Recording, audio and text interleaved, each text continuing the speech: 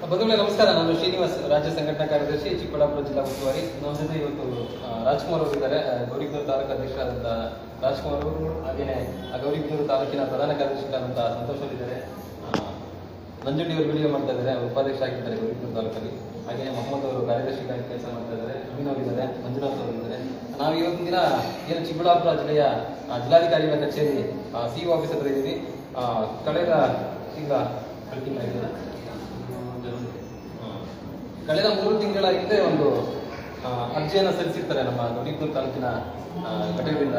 ಅದ್ರ ಬಗ್ಗೆ ಇವತ್ತು ಸಿಇಒ ಅವರ ಬಳಿ ವಿಚಾರಿಸ್ಕೊಂಡು ಬರೀ ನೋಡೋಣ ಸಿಇಒ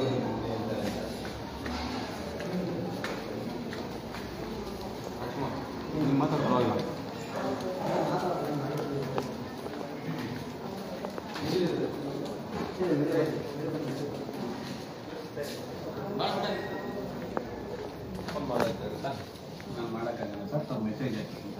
ನಾನೇ ಮಾಡ್ತೀನಿ ಮಾಡಿ ಅನ್ಸ್ಬೇಕಾರೆ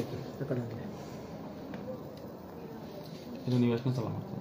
ಇದು 4ನೇ ಸರಿ ಮಾಡ್ತಿರೋದು. ಪ್ರತಿ ಸರಿ ಈ ನಂಬರ್ ಕಾಲ್ ಮಾಡಿದಾಗ ರಿಂಗ್ ಆಗುತ್ತೆ. ಅಲ್ಲ, ಸರ್ಕಾರಿ ನಂಬರ್ಗಳು ಏನು ಕೊಟ್ಟಿರ್ತಾರೆ, ಸಾರ್ವಜನಿಕರು ಕಾಲ್ ಮಾಡಿದಾಗ ಅದಕ್ಕೆ ಮೆಸೇಜ್ ಏನಕ್ಕೆ ಸರ್ ಮಾಡ್ಬೇಕು? ಕಾಲೇ ಮಾಡ್ತಾ ಇದ್ದೀನಲ್ಲ. ಸ್ವಲ್ಪ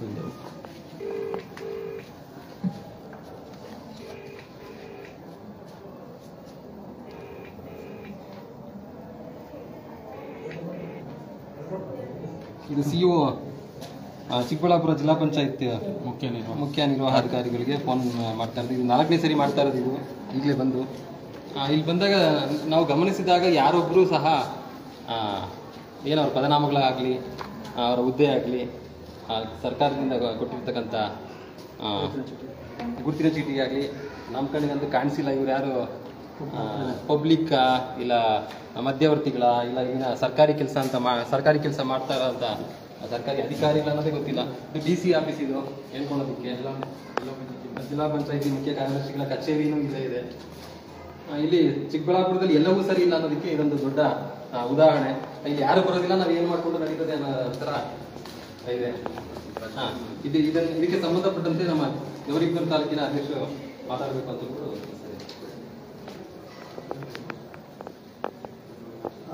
ನಮಸ್ಕಾರ.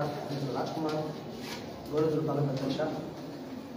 ಇವತ್ತಿಗೆ ಈ ಒಂದು ಲೈವ್ ಬರೋದಕ್ಕೆ ವಿಚಾರ ಏನಂದರೆ, ಸಂತೋಷ್ GR ನಮ್ಮ ಪ್ರಧಾನ ಕಾರ್ಯದರ್ಶಿಯವರು RTI ಮಾಹಿತಿ ಕೇಳಿದ್ದಾರೆ. ಗೌರಿಬಿದನೂರು ತಾಲೂಕಿನ ಎಲ್ಲ ಪಂಚಾಯಿತಿಯ PDO ಮತ್ತು ಕಾರ್ಯದರ್ಶಿಯವರು ಕೇಂದ್ರ ಸ್ಥಾನದಲ್ಲಿ ವಾಸ ಇದ್ದಾರಾ ಇಲ್ಲವಾ ಅನ್ನೋ ಥರ ಮಾಹಿತಿ ಕೇಳಿದ್ದಾರೆ. ಇದ್ದರೆ ದೃಢೀಕರಿಸಿ ಕೊಡಿ ಅಂತ ಹೇಳಿದರು. ಅದರ ಪ್ರಕಾರ ಸರ್ಕಾರ ಸುತ್ತೋಲೆ ಪ್ರಕಾರ PDO ಮತ್ತು ಕಾರ್ಯದರ್ಶಿಯವರು ಅವರಿಗೆ ಎಲ್ಲಿ ನೇಮಕಾತಿಯಾಗಿರುತ್ತೋ ಆ ಕೇಂದ್ರ ಸ್ಥಾನದಲ್ಲೇ ವಾಸ ಇರಬೇಕು ಅಂತೇಳಿ ಕಟ್ಟುನಿಟ್ಟಿನ ನಿಯಮವನ್ನು ಸರ್ಕಾರ ರೂಪಿಸಿದೆ. ಅದರ ಪ್ರಕಾರ ನಾವು ಕೇಳುವಾಗ ನಮ್ಮ ತಾಲೂಕ್ ಪಂಚಾಯತ್ CEO ಅವರು, ಗೌರಿಬಿದನೂರು ತಾಲೂಕ್ ಪಂಚಾಯತ್ EO ಅವರು ರಿಪೋರ್ಟನ್ನು ಕೊಟ್ಟಿದ್ದರು. ಅದರ ಪ್ರಕಾರ ನಾವು ಕಳೆದ ವಾರ ಒಂದು 2 ಪಂಚಾಯತಿ ಎಲ್ಲ PDOಗಳು ಕೇಂದ್ರ ಸ್ಥಾನದಲ್ಲಿ ಇದ್ದಾರಾ ಇಲ್ವಾ ಅಂತ ಪರೀಕ್ಷೆ ಮಾಡೋಣ ಅಂತ ಹೇಳ್ಬಿಟ್ಟು ಉದಾಹರಣೆಗೆ ಒಂದು 2 ಪಂಚಾಯತಿ ಮಾಡಿದ್ವಿ. ಹೊಸೂರು ಮತ್ತು ಗೆದ್ರೆ ಪಂಚಾಯತಿಗಳನ್ನ ವಿಸಿಟ್ ಮಾಡಿ ಕೇಳುವಾಗ ಅಲ್ಲಿ PDOಗಳು ತಪ್ಪು ಒಪ್ಪಿಕೊಂಡ್ರು. ನಾವು ಇಲ್ಲ, ಮುಂದಿನಿಂದಾಗಿ ಇರ್ತೀವಿ ಅಂತ ಹೊಸೂರು PDO ಒಪ್ಪಿಕೊಂಡ್ರು. ಗೆದ್ರೆ ಪಂಚಾಯತಿಯಲ್ಲಿ ಹಾಗೆ ಕೇಳಕ್ಕೆ ಹೋಗುವಾಗ ಅಲ್ಲಿ ಇರುವಂತಹ ಸ್ಥಳೀಯರೇ ಇಲ್ಲಿ ವಾಸ ಆಗಿಲ್ಲ ಅಂತ ಹೇಳಿದ್ರು. ಆದರೆ PDO ಅವರು ವಾಸ ಆಗಿದ್ದೀನಿ ಅಂತ ಹೇಳಿದ್ರು. ಲಾಸ್ಟ್ 5 ಗಂಟೆ 6 ಗಂಟೆ ನಾವು ಕಾದು ನಿಮ್ಮ ಮನೆ ಎಲ್ಲಿದೆ, ನೀವು ಎಲ್ಲಿ ವಾಸ ಆಗಿದ್ದೀರಾ, ನೀವು ಕೊಟ್ಟಿರುವಂತಹ ಸರ್ಟಿಫಿಕೇಟ್ಗೆ ತೋರಿಸಿ ಅಂತ ಹೇಳ್ಬಿಟ್ಟು ಕೇಳುವಾಗ ಅವರು 5-6 ಗಂಟೆ ಆದ್ರೂ ನಾವು ತೋರಿಸಲಿಲ್ಲ, ನನ್ನ ಕೆಲಸ ಇದೆ, ಕಾರ್ಯ ಇದೆ ಅಂತ ಹೇಳ್ಬಿಟ್ಟು ನಿಲ್ಲಿಸ್ಕೊಂಡು ಹೋದ್ರು. ಆದರೆ ಅವರು ಸುಳ್ಳು ಮಾಹಿತಿ ಕೊಟ್ಟಿದ್ದಾರೆ ಅಂತ ಹೇಳ್ಬಿಟ್ಟು ಸ್ಪಷ್ಟವಾಗಿ ಗೊತ್ತಿದೆ ನಮಗೆ. ಇದನ್ನ ನಾವು EO ಸಾಹೇಬರು ಕೂಡ ಅಲ್ಲಿ ಮನವರಿಕೆ ಮಾಡಿದ್ವಿ. ಇವರೆಲ್ಲ ಕೊಟ್ಟರು ಸುಳ್ಳು ದಾಖಲೆ, ನೀವು ಪರಿಶೀಲಿಸಿ ಅವರ ಕೇಂದ್ರ ಸ್ಥಾನಕ್ಕೆ ವರ್ಗಾವಣೆ ಮಾಡೋ ಥರ ನೀವು ಕಟ್ಟುನಿಟ್ಟಿನ ನಿಯಮವನ್ನು ಮಾಡಬೇಕು ಅಂತ ಲಾಸ್ಟ್ ಟೈಮ್ ನಾವು ಕೇಳ್ಕೊಂಡಿದ್ದೀವಿ. ಮುಂದಿನ ಹಂತದಾಗಿ ನಮ್ಮ ಪ್ರಧಾನ ಕಾರ್ಯದರ್ಶಿಯವರು ಮಾತಾಡ್ತಾರೆ. ಇದರ ಕೂಲಂಕುಷವಾಗಿ. ಬಂಧುಗಳೇ ನಮಸ್ಕಾರ. ನಾನು ಸಂತೋಷ್ GR, ಕರ್ನಾಟಕ ರಾಷ್ಟ್ರ ಸಮಿತಿ ಗೌರಿಬಿದನೂರು ತಾಲೂಕು ಘಟಕದ ಪ್ರಧಾನ ಕಾರ್ಯದರ್ಶಿ. ಈ ವಿಷಯದಲ್ಲಿ ಈಗ ಹೇಳಿದ್ರು, ನಮ್ಮ ಅಧ್ಯಕ್ಷ ಹೇಳಿದಾಗೆ 2 ಪಂಚಾಯತಿಗಳು ವಿಸಿಟ್ ಮಾಡಿದ್ದೆ ಅಂತ ಹೇಳಿದ್ರು. ಹೊಸೂರು ಗ್ರಾಮ ಪಂಚಾಯತಿ ಮತ್ತು ಗೆದ್ರೆ ಗ್ರಾಮ ಪಂಚಾಯತಿ.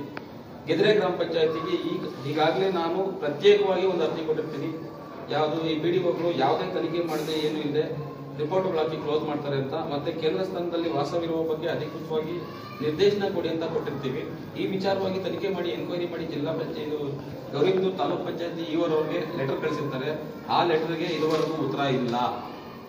ಹೇಳ್ಬೇಕು ಅಂದ್ರೆ ಇಲ್ಲ. ನಾನು ಕಂಡಂಗೆ ಅವ್ರಿಗೆ ಮತ್ತೆ ಈ ಲೆಟರ್ ಬಿಟ್ಟು ಪ್ರತ್ಯೇಕವಾಗಿ ನಾನು ಮಾಹಿತಿ ಹಕ್ಕು ಅಧಿನಿಯಮ 2005 ಅನ್ವಯ ಮಾಹಿತಿ ಕೊಡ್ತೀನಿ. ಗೌರಿಬಿದೂರು ತಾಲೂಕು ಪಂಚಾಯತಿ ವ್ಯಾಪ್ತಿಯಲ್ಲಿ ಕರ್ತವ್ಯ ನಿರ್ವಹಿಸತಕ್ಕಂಥ ಎಲ್ಲಾ ಪಿಡಿಒಗಳು ಮತ್ತು ಕಾರ್ಯದರ್ಶಿಗಳು ಕೇಂದ್ರ ಸ್ಥಾನದಲ್ಲಿ ಅಧಿಕೃತವಾಗಿ ವಾಸವಿದ್ದಾರೆಯೇ ಅಥವಾ ವಾಸವಿಲ್ಲದೆ ಇರತಕ್ಕಂಥ ಅಧಿಕಾರಿಗಳ ಮೇಲೆ ಶಿಸ್ತು ಕ್ರಮಕ್ಕೆ ಶಿಫಾರಸು ಮಾಡಿದ್ದಾರೆಯೇ ಇಲ್ಲವೇ ಅಂತ ಹೇಳ್ಬಿಟ್ಟು ನಮ್ಮ ಗೌರಿಬಿದೂರು ತಾಲೂಕು ಪಂಚಾಯತಿ ಇಒ ಕಾರ್ಯನಿರ್ವಹಣಾಧಿಕಾರಿ ಅವರ ಕಚೇರಿಗೆ ನಾನು ಮಾಹಿತಿ ಹಕ್ಕಿನಲ್ಲಿ ಅರ್ಜಿ ಹಾಕಿರ್ತೀನಿ. ಆ ಅರ್ಜಿಗೆ ಸಂಬಂಧಪಟ್ಟಂಗೆ ಅವರು ಗೌರಿಬಿದೂರು ತಾಲೂಕು ಪಂಚಾಯತಿ ಇಒ ಅವ್ರು ಏನ್ ಕೊಡ್ತಾರೆ ಉತ್ತರ ಅಂದ್ರೆ, ನಮ್ಮ ಎಲ್ಲಾ ಪಿಡಿಒಗಳು ಮತ್ತೆ ಕಾರ್ಯದರ್ಶಿಗಳು ಕೇಂದ್ರ ಸ್ಥಾನದಲ್ಲಿ ವಾಸ ಇರ್ತಾರೆ ಅನ್ನೋ ರೀತಿಯಲ್ಲಿ ಏನ್ ಮಾಡ್ತಾರೆ, ದೃಢೀಕೃತ ದಾಖಲೆಗಳನ್ನ ನಮಗೆ ಕೊಡ್ತಾರೆ. ದೃಢೀಕರಿಸಿ ದಾಖಲೆ ಕೊಟ್ಟಿದ್ದಾಗ ಆ ದಾಖಲೆಗಳ ಪ್ರಕಾರ ನಾವು ವಿಸಿಟ್ ಮಾಡಿದ್ವಿ. 2 ಪಂಚಾಯತಿಗಳನ್ನ ವಿಸಿಟ್ ಮಾಡಿದಾಗ ಅವರು ಅಲ್ಲಿ ಆ ಗ್ರಾಮದಲ್ಲಿ ವಾಸ ಇಲ್ಲ ಅನ್ನೋದು ಕನ್ಫರ್ಮ್ ಆಗುತ್ತೆ. ಕನ್ಫರ್ಮ್ ಇದರ ಬಗ್ಗೆ ತನಿಖೆ ಕೈಗೊಂಡು ಅವ್ರನ್ನ ಶಿಸ್ತು ಕ್ರಮ ಕೈಗೊಳ್ಳೋದಕ್ಕೆ ಶಿಫಾರಸು ಮಾಡಿ ಅಂತ ತಾಲೂಕು ಪಂಚಾಯತಿ ಇವರ ಸಹಿತ ತಿಳಿಸಿರ್ತೀವಿ. ಮಾನ್ಯ ಜಿಲ್ಲಾ ಪಂಚಾಯತಿ ಇವರು ಈ ವಿಚಾರವಾಗಿ ನಾನು ಕೊಟ್ಟಿರ್ತಕ್ಕಂಥ ದೂರಿಗೆ ಏನಾಗಿದೆ ಏನಿದೆ ಅಂತ ಕ್ರಮ ಕೈಗೊಂಡು ಏನ್ ಆಕ್ಷನ್ ತಗೊಳ್ತಾರೆ ಇದುವರೆಗೂ ನನಗೆ ಮಾಹಿತಿ ಬಂದಿಲ್ಲ. ಇದಕ್ಕೆ ಸಂಬಂಧಪಟ್ಟ ವಿಚಾರಿಸೋಣ ಅಂತ ಹೇಳ್ಬಿಟ್ಟು ನಾವು ಇವತ್ತು ಜಿಲ್ಲಾ ಪಂಚಾಯತಿ ಸಿಇಒ ಅವರ ಕಚೇರಿ ಬಂದಿರ್ತೀವಿ. ಸಿಇಒ ಅವರವರು ಫೀಲ್ಡ್ ಹೋಗಿದ್ದಾರೆ ಅಂತ ಹೇಳಿದ್ದಾರೆ. ಮತ್ತೆ ಅವರು ತುಂಬ ಅಂಡರ್ ಸೆಕ್ರೆಟರಿ ಮೀಟಿಂಗ್ ಇದ್ರು ಅಂತ ಹೇಳಿದ್ರು. ಯಾರು ಡೆಪ್ಯೂಟಿ ಸೆಕ್ರೆಟರಿ ಅವರು, ಅವ್ರ ಹತ್ರ ಈಗ ಹೋಗಿ ಮಾತಾಡೋಣ. ಸರ್ಕಾರದ ಸುತ್ತೋಲೆ ಏನಿದೆ ಅಂತ ಹೇಳಿದ್ರೆ ಪಿಡಿಒರು ಕೇಂದ್ರ ಸ್ಥಾನದಲ್ಲಿ ಇರಬೇಕು ಅಂತ ಸರ್ಕಾರ ಏನಕ್ಕೆ ಗೈಡ್ಲೈನ್ಸ್ ಕೊಟ್ಟಿದೆ ಅಂತ ಹೇಳಿದ್ರೆ, ಸ್ಥಳೀಯವಾಗಿ ಪಿಡಿಒ ಗ್ರಾಮ ಪಂಚಾಯತಿ ಮಟ್ಟದಲ್ಲಿ ಇದ್ರೆ ಅಲ್ಲಿನ ಸಮಸ್ಯೆಗಳು ಏನೇನಿರುತ್ತೆ, ಚರಂಡಿ ಸಮಸ್ಯೆ ಇರ್ಬೋದು, ನೀರಿನ ಸಮಸ್ಯೆ ಇರ್ಬೋದು, ಬೀದಿ ದೀಪಗಳ ಸಮಸ್ಯೆ ಇರ್ಬೋದು, ಅಲ್ಲಿನ ಯಾರಿಗೆ ಮನೆಗೆ ವಸತಿ ಸೌಲಭ್ಯ ಇಲ್ವೋ ಅಂತವ್ರಿಗೆ ವಸತಿ ಸೌಲಭ್ಯ ಕೊಡಬೇಕು ಅಂತ ಸ್ಥಳದಲ್ಲಿ ಇರಿ, ಸ್ಥಳೀಯವಾಗಿ ಕೇಂದ್ರ ಸ್ಥಾನದಲ್ಲಿ ನೀವು ಕೆಲಸ ಮಾಡಿ ಅಂತ ಹೇಳ್ಬಿಟ್ಟು ಸರ್ಕಾರದ ಗೈಡ್ಲೈನ್ ಇದೆ. ಇವರು ಬಹುತೇಕ ಪಿಡಿಒಗಳು ಏನ್ ಮಾಡ್ತಾ ಇದ್ದಾರೆ, ಎಲ್ಲ ಚಿಕ್ಕಬಳ್ಳಾಪುರದಲ್ಲೋ ಇಲ್ಲ ಗೌರಿಬಿದೂರಲ್ಲೋ ಇಲ್ಲ ತುಮಕೂರಲ್ಲೋ ಇಲ್ಲ ಬೆಂಗಳೂರಲ್ಲೋ ಮನೆ ಮಾಡ್ಕೊಂಡಿರೋದು. ಪಂಚಾಯತಿಗೆ ಬೆಳಗ್ಗೆ 11 ಗಂಟೆ ಆದ್ರೆ ಬ್ಯಾಗ್ದಾಗ ಓಡ್ ಬರ್ತಾರೆ. ಇವರು ಮಾಡ್ತಕ್ಕಂತ ಕರ್ತವ್ಯ ಲೋಪಗಳು. ಇನ್ನೊಂದು ವಿಚಾರ ಬಿಟ್ಬಿಡಿ, ಸರ್ಕಾರದ ಸುತ್ತೋಲೆ ನಾವು ನೀವು ಕೇಳೋ ಅರ್ಜಿಗಳನ್ನು ಬಿಟ್ಬಿಟ್ರು ಸರ್ಕಾರ ಸುತ್ತೋಲೆಯಂತೆ ಅಧಿಕೃತವಾಗಿ ಇರಬೇಕು ಅಂತ ಕಟ್ಟಿದ್ದಾರೆ. ಪೇಪರ್ ಮಾತ್ರ ಸೀಮಿತವಾಗಿದೆ. ಏನಂದ್ರೆ ಒಂದು ಅರ್ಜಿಗೆ ಒಂದು ಲೆಟರ್ ಮಾಡೋದು, ಆ ಲೆಟರ್ ಅಲ್ಲಿ ಮೇಲಾಧಿಕಾರಿಗಳಿಗೆ ವರ್ಗಾವಣೆ ಮಾಡೋದು, ಅದನ್ನ ಮಾಡೋದು. ಇದ್ರ ಬಗ್ಗೆ ಪರಿಶೀಲನೆ ಮಾಡ್ಬೇಕಂತಕ್ಕಂಥ ಮೇಲಾಧಿಕಾರಿಗಳೇ ಏನಾಗಿದೆ ಏನಿಲ್ಲ ಅನ್ನೋದ್ರ ಬಗ್ಗೆ ಪರಿಶೀಲನೆ ಮಾಡೋದ್ರಲ್ಲಿ ವಿಫಲ ಆಗ್ತಾ ಇದ್ದಾರೆ. ಈಗ ನಾವು ಕೊಟ್ಟು ಆಲ್ಮೋಸ್ಟ್ ಒಂದು ಅರ್ಜಿ ದೂರು ಕೊಟ್ಬಿಟ್ಟು ಯಾವುದು ಜಿಲ್ಲಾ ಪಂಚಾಯತಿಗೆ ಇಲ್ಲಿಗೆ ಕೊಟ್ಟು 2ನೇ ತಿಂಗಳು 21/2/2025 ನಾನು ಮತ್ತು ನಮ್ಮ ಗ್ರಾಮಸ್ಥರು ಕೆದರೆ ಗ್ರಾಮದ ಪಿಡಿಒ ಮತ್ತು ಕಾರ್ಯದರ್ಶಿಗಳು ಕೇಂದ್ರ ಸ್ಥಾನದಲ್ಲಿ ಅಧಿಕೃತವಾಗಿ ವಾಸ ಇಲ್ಲ ಅಂತ ಹೇಳಿಬಿಟ್ಟು ನಾನೇ ಅಧಿಕೃತವಾಗಿ ಇದೇ ಕಚೇರಿಗೆ ದಾಖಲೆಗಳನ್ನು ಅಡಕವಿರಿಸಿ ದೂರು ಕೊಟ್ಟಿರ್ತೀನಿ. ಅದರಂತೆ ಇವರು ಲೆಟರ್ ಫಾರ್ವರ್ಡ್ ಮಾಡಿದ್ದಾರೆ. ಯಾರಿಗೆ? ತಾಲೂಕ್ ಪಂಚಾಯತಿ ಇವರವರು ಫಾರ್ವರ್ಡ್ ಮಾಡಿದ್ದಾರೆ. ಅವರು ಇದುವರೆಗೂ ಆನ್ಸರ್ ಮಾಡಿಲ್ಲ. ಇದನ್ನ ಆನ್ಸರ್ ಮಾಡೋರು ಹೂ ಇಸ್ ದ ಆನ್ಸರಬಲ್ ಅಂತ ಹೇಳ್ತಾರೆ. ಯಾರು ಆನ್ಸರ್ ಮಾಡೋರು, ಉತ್ತರ ಕೊಡ್ತಕ್ಕಂಥ ಅಧಿಕಾರಿ ಯಾರು ಅನ್ನೋದು ಇಲ್ಲಿ ಗೊತ್ತಿಲ್ಲ. ಯಾವ ರೀತಿಯಲ್ಲಿ ಬೇಜವಾಬ್ದಾರಿತನ ಇದೆ ಅಂತ ನೋಡ್ಬೋದು.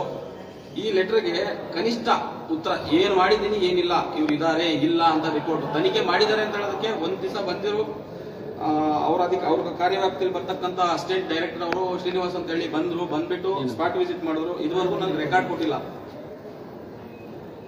ನೀವು ಯಾವುದೇ ಕಚೇರಿಗೆ ಹೋಗಿ, ಚಿಕ್ಕಬಳ್ಳಾಪುರ ಜಿಲ್ಲೆಯಲ್ಲಿ ನೀವು ಯಾವುದೇ ಕಚೇರಿಗೆ ಹೋಗಿ ಮೀಟಿಂಗ್ ಇದೆ ಮೀಟಿಂಗ್ ಅಲ್ಲಿ ಏನ್ ಮಾಡ್ತೀರಾ ಸ್ವಾಮಿ ನೀವು? ಇಲ್ಲ, ನೀವು ಮೀಟಿಂಗ್ ಹೋದಾಗ ಇಂಥವ್ರು ನಾವಿಲ್ಲ ಅಂತ ಸಮಯದಲ್ಲಿ ಇಂಥ ಅಧಿಕಾರಿಗಳನ್ನ ನೀವು ಭೇಟಿ ಮಾಡಬಹುದು, ನಿಮ್ಮ ಸಮಸ್ಯೆಗಳು ಏನಿದೆ ಅನ್ನೋದು ಪರಿಶೀಲನೆ ಮಾಡ್ಕೋಬಹುದು ಅಂತ ಹೇಳ್ಬಿಟ್ಟು ಕ್ಲಾರಿಫೈ ಕೊಡತಕ್ಕಂಥವ್ರು ಯಾರು ಇಲ್ಲ. ಕೇಳಿದ್ರೆ ಫೋನ್ ಮಾಡಿದ್ರೆ ಫೋನ್ ಅವರು ಅಟೆಂಡ್ ಮಾಡೋದಿಲ್ಲ. ಈ ಸಮಸ್ಯೆ ಈಗ ಕೆದರೆ ಪಂಚಾಯತ್ ಹೇಳಿದೆ ಅಂದ್ರೆ ಆಲ್ಮೋಸ್ಟ್ ಆಲ್ ಅವರು ಬಂದು 2 ವರ್ಷ ಆಗಿದೆ. ಪಿಡಿಒ ಅವರು ಮತ್ತೆ ಕಾರ್ಯದರ್ಶಿ ಅವರು ಇದ್ದಾರೆ. ಅವರು 2 ವರ್ಷದಿಂದ ಅಧಿಕೃತವಾಗಿಲ್ಲ. ಕಾರ್ಯದರ್ಶಿ ಅವರು ನಾನು ಈಗ ಕೇಂದ್ರ ಸ್ಥಾನದಲ್ಲಿ ನಾನು ಒಪ್ಕೊಳ್ತೀನಿ, ನನಗೆ 1 ತಿಂಗಳು ಕಾಲಾವಕಾಶ ಬೇಕು, ನಾನು ಶಿಫ್ಟ್ ಆಗ್ತೀನಿ ಅಂತ ಹೇಳಿದ್ರು. ಮತ್ತೆ ನಮ್ಮ ಪಿಡಿಒ ಅವರು ಆ ದಿನ ನಾವು ವಿಡಿಯೋ ಮಾಡಿದ್ದಾಗ ಏನ್ ಮಾಡಿದ್ರು, ತಪ್ಪಿಸ್ಕೊಂಡು ಓಡಾಡ್ತಾರೆ. ಮಾತಾಡ್ಸೋದಕ್ಕೆ ಅದಕ್ಕೆ ಆನ್ಸರ್ ಮಾಡೋದಕ್ಕೆ ಏನ್ ಮಾಡ್ತಾರೆ, ಒಂದ್ ಕಡೆಯಿಂದ ಇನ್ನೊಂದ್ ಕಡೆ ಬಜೆಟ್ ಕೊಡ್ತಾರೆ. ಯಾಕೆಂದ್ರೆ ಕದಿಮರು ಕಳ್ಳರ ತರ ಬಜೆಟ್ ಕೊಡೋದಲ್ಲ ಸ್ವಾಮಿ. ನೀವು ಎಲ್ಲಿದ್ದೀರಾ ಅಂತ ಅಧಿಕೃತವಾಗಿ ತಿಳಿಸಿ. ಸಾರ್ವಜನಿಕರಿಗೆ ನೀವು ಯಾವ ಟೈಮಲ್ಲಿ ಸಿಗ್ತೀರಾ ಅಂತ ತಿಳಿಸಿ. ಸಾರ್ವಜನಿಕರಿಗೆ ಈ ಟೈಮಲ್ಲಿ ಬನ್ನಿ, ನಮ್ಮ ಈ ಟೈಮಲ್ಲಿ ಬಂದ್ರೆ ಯಾವ ಅಧಿಕಾರಿ ಬೇಕೋ ಆ ಅಧಿಕಾರಿ ಸಿಗ್ತಾರೆ ಅನ್ನೋದಕ್ಕೆ ಅಧಿಕೃತವಾಗಿ ಎಲ್ಲಿ ಮಾಹಿತಿಗಳಿರೋದಿಲ್ಲ. ದಯವಿಟ್ಟು ಈ ರೀತಿ ಬೇಜವಾಬ್ದಾರಿತನದಿಂದ ನಡ್ಕೊಳ್ತಾ ಇರುವಂತಹ PDOಗಳಿಗೆ ನಮ್ಮ ಮುಖ್ಯ ಅಧಿಕಾರಿ ಆಗಿರೋ ತಾವುಗಳೇ ಈ ವಿಡಿಯೋವನ್ನು ನೋಡಿ ಇನ್ಮುಂದೆ ಆದರೂ ಅವ್ರನ್ನ ಕೇಂದ್ರ ಸ್ಥಾನದಲ್ಲಿ ವರ್ಗಾವಣೆ ಮಾಡೋದಕ್ಕೆ ಒಂದು ಕಟ್ಟುನಿಟ್ಟಿನ ನಿಯಮವನ್ನು ರೂಪಿಸಿ ಅವ್ರಿಗೆ ಕೇಂದ್ರ ಸ್ಥಾನದಲ್ಲಿ ವಾಸ ಆಗೋದಕ್ಕೆ ಹೇಳಿ, ಜನಸಾಮಾನ್ಯರಿಗೆ ಕೆಲಸ ಮಾಡೋಕ್ಕೆ ಹೇಳಿ. ಈಗ ನಾವು ಅಧಿಕಾರಿಗಳು ಕೆಲಸ ಮಾಡೋದೇ ಜನಸಾಮಾನ್ಯರಿಗೋಸ್ಕರ. ತೆರಿಗೆ ಹಣದಿಂದ, ನಮ್ಮ ತೆರಿಗೆ ಹಣದಿಂದ ನೀವು ಸಂಬಳ ತಗೊತಾ ಇದ್ದೀರಾ. ಆ ಸಂಬಳಕ್ಕಾದ್ರೂ ಸರ್ಕಾರ ಸುತ್ತೋದಕ್ಕಾದ್ರೂ ಗೌರವ ಕೊಟ್ಟು ಮುಂದಿನ ದಿನದಲ್ಲಿ ನೀವು PDO ಮತ್ತು ಕಾರ್ಯದರ್ಶಿಯನ್ನ ಕಟ್ಟಡ ಕಾನೂನನ್ನು ರೂಪಿಸಿ ಅವರ ಕೇಂದ್ರ ಸ್ಥಾನಕ್ಕೆ ಕಳಿಸ್ತೀರಾ ಅಂತ ಹೇಳ್ಬಿಟ್ಟು ನಾವು ಒಂದು ತಿಳ್ಕೊತ ಇದ್ದೀವಿ. ನೋಡೋಣ, ನೀವು ಇದೇ ಥರ ಏನಾದರೂ ಮಾಡಲಿಲ್ಲ ಅಂತಂದರೆ ನಾವು ಮುಂದಿನ ಹಂತಕ್ಕೆ ಬೇರೆ ರೀತಿಯಲ್ಲಿ ಹೋರಾಟ ಮಾಡಬೇಕಾಗುತ್ತೆ. ದಯವಿಟ್ಟು ಅಧಿಕಾರಿಗಳು ಅರ್ಥ ಮಾಡ್ಕೊಳ್ಳಿ. ಜನಸಾಮಾನ್ಯರಿಗೆ ಕೆಲಸ ಮಾಡಿ ಅಂತ ಹೇಳ್ತಾ ಹೊರತಾಗ ನೀವು ಬೇರೆ ಕೆಲಸ ಮಾಡಿ ಅಂತ ಹೇಳ್ತಿಲ್ಲ ನಾವು. ಹಾಗಾಗಿ ದಯವಿಟ್ಟು CO ಅವರೇ ಮತ್ತು ಎಲ್ಲ ನಮ್ಮ ತಾಲೂಕು IO ಅವರೇ, ನಮ್ಮ ಜಿಲ್ಲೆಯ ಎಲ್ಲ ತಾಲೂಕಿನ IO ಅವರೇ ಅರ್ಥ ಮಾಡ್ಕೊಳ್ಳಿ. ಈಗ ಅಲ್ಲ, ಬೀದಿ ನಾಯಿಗಳು ಬೇಕಾದ್ರೆ CEO ಬರ್ತಾವೆ, ಯಾರು ಬೇಕಾದ್ರೂ ಬರ್ಬೋದು, ಯಾರು ಬೇಕಾದ್ರೂ ಹೋಗ್ಬೋದು. ನೋಡಿದ್ರೆ ಒಂದು ಚಿರತೆ ತರ ಇದೆ, ಅದು ಕಚ್ಚಿದ್ರೆ ಯಾವ ರೀತಿ ಕಚೇರಿ ಸಿಂಹಾನೇನೋ ರಾಜ ತಥಾ ಪ್ರಜೆ. ನೀವು ಯಾವ ತರ ಇರ್ತೀರೋ ನಿಮ್ಮ ಕೆಳಗಿನ ಹಂತದ ಅಧಿಕಾರಿಗಳು ಅದೇ ತರ ಇರ್ತಾರೆ. ನಿಮ್ಮನ್ನ ನೋಡಿ ಕಲ್ತ್ಕೊಂತಾರೆ ಸ್ವಾಮಿ ಅವರೆಲ್ಲನೂ. ನೀವ್ ಯಾವ ತರ ಕೆಲಸ ಮಾಡ್ತಾ ಇದ್ದೀರಾ, ಯಾವ ತರ ಇದನ್ನ ಮಾಡ್ತಾ ಇದೀರಾ, ನಿಮ್ಮನ್ನ ನೋಡೇ ಅವ್ರು ಕಲ್ತ್ಕೊಂತಾ ಇರೋದು. ಜನ ಬೈಯೋದ್ರಲ್ಲಿ ಏನ್ ತಪ್ಪಿಲ್ಲ. ನೀವು ತಗೊಂತಾ ಇರೋದು ಸಂಬಳಕ್ಕೆ ಬದುಕಿ ನೀವು. ಸಾರ್ವಜನಿಕರು ಹೇಳ್ತಾ ಇದ್ರು, ಈಗ ಬಂದಿರೋ ಅವರು ತುಂಬಾ ದಕ್ಷತೆಯಿಂದ ಕೆಲಸ ಮಾಡ್ತಾರೆ, ಎಲ್ಲಾ ಕಡೆ ಸ್ಪಾಟ್ ವಿಸಿಟ್ ಮಾಡ್ತಾ ಇದ್ದಾರೆ, ಕೆಲಸಗಳನ್ನ ಚೆಕ್ ಮಾಡ್ತಿದ್ದಾರೆ, ಕಾಮಗಾರಿ ಮಾಡೋದ್ರನ್ನ ಕಳಪೆ ಕಾಮಗಾರಿ ಇದ್ರೆ ಹೋಗಿ ಖುದ್ದಾಗಿ ಚೆಕ್ ಮಾಡ್ತಾ ಇದ್ದಾರೆ ಅಂತ ಹೇಳ್ಬಿಟ್ಟು ಸಾರ್ವಜನಿಕರು ಮಾತಾಡ್ತಿದ್ರು. ನಮ್ಗೆ ನಿಜವಾಗ್ಲೂ ವಿಶ್ವಾಸ ಮೂಡಿತ್ತು, ನಮ್ಮ ಚಿಕ್ಕಬಳ್ಳಾಪುರ ಜಿಲ್ಲೆಗೆ ಒಳ್ಳೆ CO ಅವರು ಬಂದಿದ್ದಾರೆ ಅಂತ ಹೇಳ್ಬಿಟ್ಟು ನಿಜವಾಗ್ಲೂ ಅವ್ರು ತುಂಬಾ ಸಂತೋಷ ಆಗಿತ್ತು. ಆದ್ರೆ ಇಲ್ಲಿ ಬಂದು ನೋಡಿದ್ರೆ ಯಾಕೋ ಅದು ಡೌಟ್ ಅನಿಸ್ತಾ ಇದೆ. ದಯವಿಟ್ಟು ಆ ಡೌಟ್ನ ನಿಜ ಮಾಡಬೇಡಿ. ಮೊನ್ನೆ ಜಿಲ್ಲಾ ಪಂಚಾಯತಿ CO ಅವರವರೇ ಇದು ನಮ್ಮ ಮನವಿ ಅಂತಾದರೂ ಅಂದ್ಕೊಳ್ಳಿ ಅಥವಾ ಆಗ್ರಹ ಆದರೂ ಅಂದ್ಕೊಳ್ಳಿ. ಯಾಕೆ ಅಂದರೆ ಗೌರಿಬಿದನೂರು ತಾಲೂಕಿನಲ್ಲಿರ್ತಕ್ಕಂಥ ಎಲ್ಲ PDOಗಳು ಕೇಂದ್ರ ಸ್ಥಾನದಲ್ಲಿರೋ ಬಗ್ಗೆ ಖಚಿತವಾಗಿ ನೀವು ತನಿಖೆ ಮಾಡಬೇಕು. ಯಾಕೆಂದರೆ ಈಗ 2 ಗ್ರಾಮ ಪಂಚಾಯತಿಲಿ ನಾವು ವಿಸಿಟ್ ಮಾಡಿದ್ದು, 2 ಗ್ರಾಮ ಪಂಚಾಯತಿಲಿ ನೋಡಿದಾಗ ಒಂದು ಗ್ರಾಮ ಪಂಚಾಯತಿಯಲ್ಲಿ ಅಧಿಕೃತವಾಗಿಲ್ಲ ಅನ್ನೋದು ಕನ್ಫರ್ಮ್ ಆಗಿದೆ. ಕನ್ಫರ್ಮ್ ಆಗಿರೋ ಅಧಿಕಾರಿ ಮೇಲೆ ನೀವು ಏನು ಶಿಸ್ತು ಕ್ರಮ ಕೈಗೊಳ್ತೀರಿ ಅನ್ನೋದನ್ನ ನೀವೇ ತಿಳಿಸಬೇಕು. ಯಾಕೆಂದರೆ ನಾನು ಪ್ರತ್ಯೇಕವಾಗಿ ಸಾರ್ವಜನಿಕವಾಗಿ ನಾನು ದೂರು ಕೊಟ್ಟಾಗ ಕ್ರಮ ಕೈಗೊಂಡಿಲ್ಲ. KRS ನಮ್ಮ ನಿಯೋಗ ಹೋಗಿ ಅಲ್ಲಿ ವಿಡಿಯೋ ಮುಖಾಂತರ ನಿಮಗೆ ಟ್ಯಾಗ್ ಮಾಡಿ ನೋಡಿದಾಗ ನೀವು ಕ್ರಮ ಕೈಗೊಂಡಿಲ್ಲ. ಹಾಗೆ ಹೇಳಿದ್ರೆ ಮತ್ತೆ ತಾಲೂಕ್ ಪಂಚಾಯತಿ ಕಾರ್ಯನಿರ್ವಾಹಕ ಅಧಿಕಾರಿಯರು ಅವರು ಕೂಡ ಶಿಫಾರಸು ಮಾಡೋಕ್ಕೆ ಅಸಡ್ಡೆತನ ತೋರ್ತಿದ್ದಾರೆ, ಬೇಜವಾಬ್ದಾರಿತನ ಅಂತ ಹೇಳ್ಬೋದು. ನೋಡಿ, ನಿಮ್ಮ ಹಂತದಲ್ಲಿ ಇದು ಏನಾಗಿದೆ, ನಾವು ಕೊಟ್ಟಿರೋ ದೂರು ಈ ಆಫೀಸ್ ನಂಬರ್ ಸಮೇತ ಇದೆ. ಈ ಆಫೀಸ್ ನಂಬರ್ ಬಂದು 57270. ನಾನು ಇದಕ್ಕೆ ಸಂಬಂಧಪಟ್ಟಂಗೆ ಅವರು ಕೇಸ್ ವರ್ಕರ್ಗೆ ಈ ವಿಚಾರವಾಗಿ ಫೋನ್ ಮಾಡಿದ್ರೆ ಫೋನ್ ಸ್ವೀಕರಿಸಿರೋದಿಲ್ಲ. ವರುಣ್ ಕುಮಾರ್ ಅಂತ ಇರ್ತಾರೆ, ಸ್ವೀಕರಿಸಿಲ್ಲ. ಈಗ ಕೇಳಿದ್ರು ಏನಾಗಿದೆ ಅಂತ ಕೇಳಿದ್ರೆ ಇಲ್ಲ ಸರ್, ಅದನ್ನ ಅವ್ರನ್ನೇ ಕೇಳಬೇಕು. ಯಾರನ್ನ ಕೇಳಬೇಕು ಅಂತ ಪಕ್ಕ KRS ಕೊಡ್ತಿಲ್ಲ. ಅದಕ್ಕೆ ಆನ್ಸರ್ ಮಾಡೋರು ಯಾರು ಅಂತ ಅವ್ರನ್ನೇ ಕೇಳೋಣ. ಈಗ ನಡೀರಿ, ಅಲ್ಲೇ ಕೇಳೋಣ.